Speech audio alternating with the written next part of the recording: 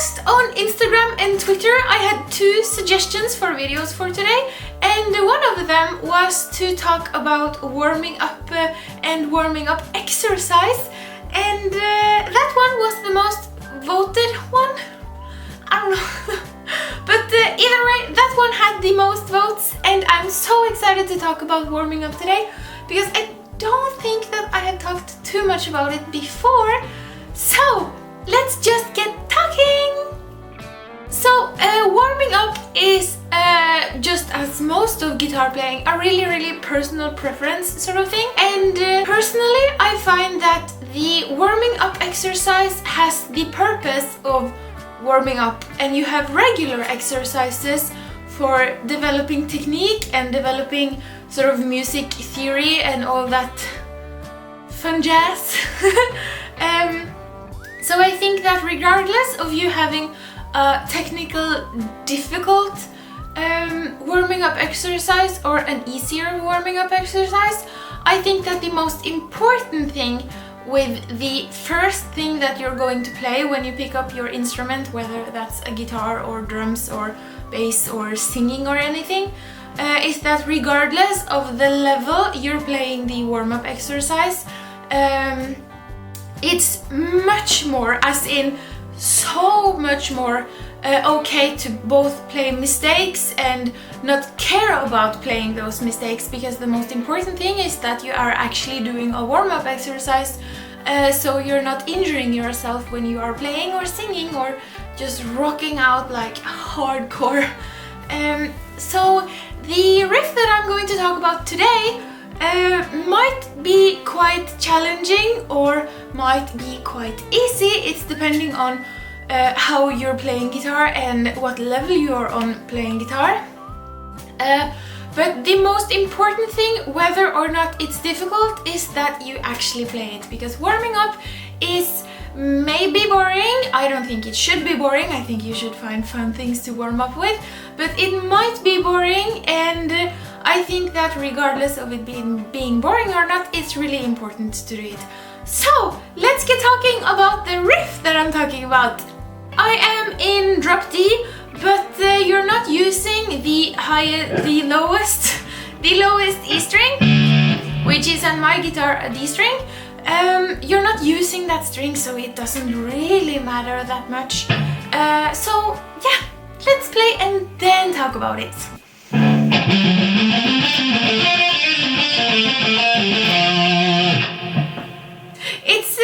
It's kind of short. I have cut out pretty much the entire song. It's a part of a song, but I've cut out pretty much the biggest part of the song because it's a really interesting sort of little segment or so, because of how it's placed and the just everything of the riff. So let's get talking! So you start off, and the finger setting on this one is kind of important, because that is what helps you warm up in this exercise. If you're using all the same fingers, you're not actually warming up your entire playing hand. So you start off with your pinky on the 10th fret of the A string, and then you play 9 on the A string, and then 10 again, so, and then you have 7, 8, 10 on the D string, with your pinky, your second finger and your 4th finger. This is not a pinky. You get what I mean. This finger, and this finger. So you have this. I don't know if you can see. I hope you can see. So,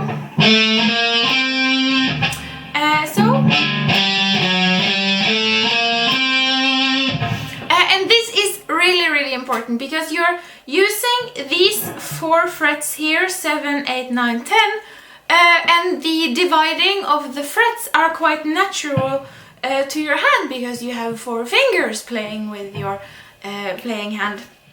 So when you're using particular frets, you're also using that finger. So every time you're playing on the 10th fret, you are using your little pinky here. Yeah.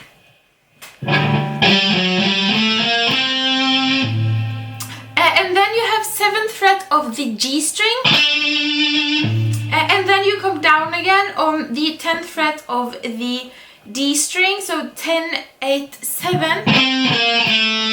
so.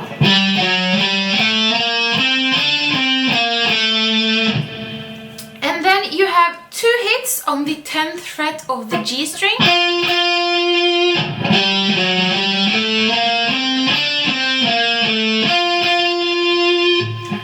And then you have this sort of hammer-on pull-off sort of little lick thing. You have the 7th fret of the G string and you hammer on to the 8th fret of the G string and you pull off again to the 7th fret. So.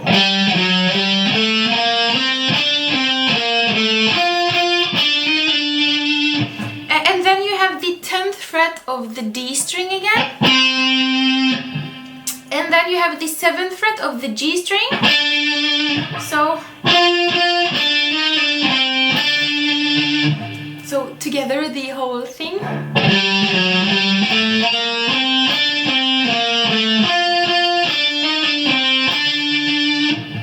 And then you have 8, 7 on the D string.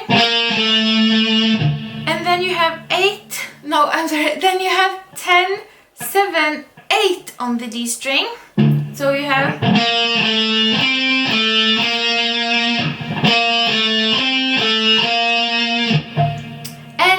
Yeah, let's take it from the top.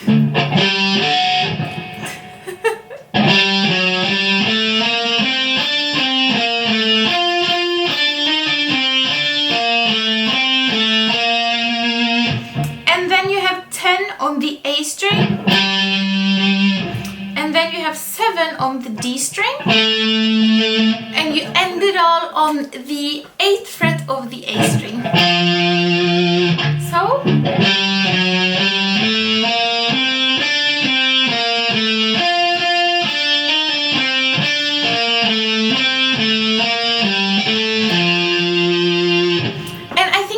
To say that you are picking all of the notes except the hammer-on pull-off sort of one. So yeah, let's play it one more time, picking all the notes except the hammer-on pull-off ones.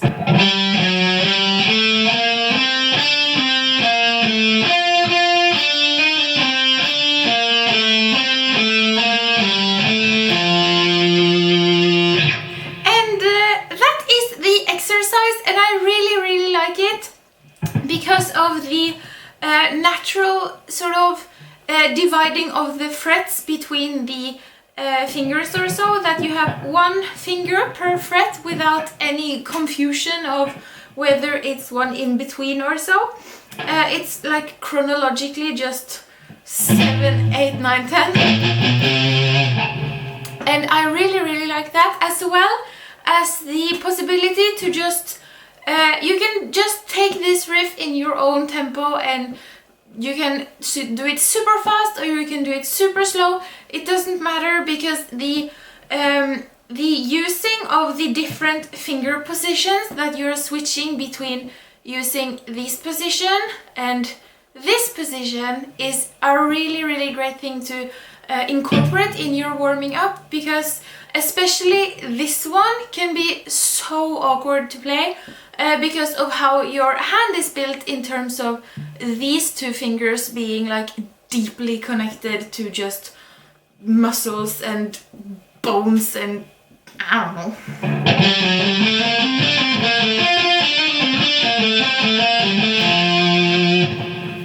So the version of this sort of warm-up thing that I play is this.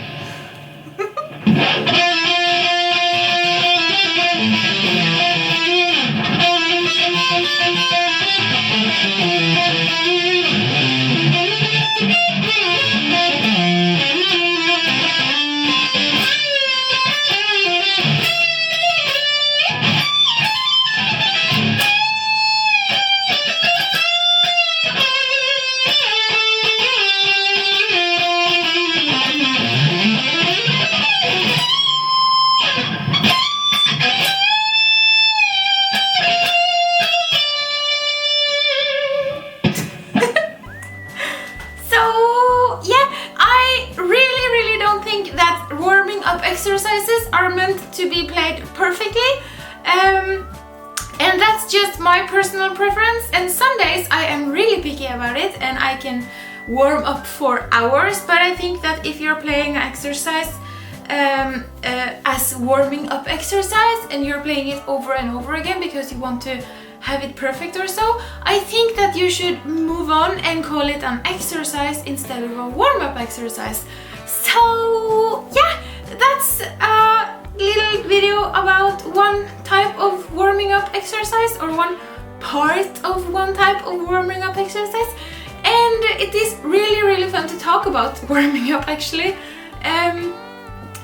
Yeah, if you want to see more warming up exercises, just let me know, and I'll see you next time.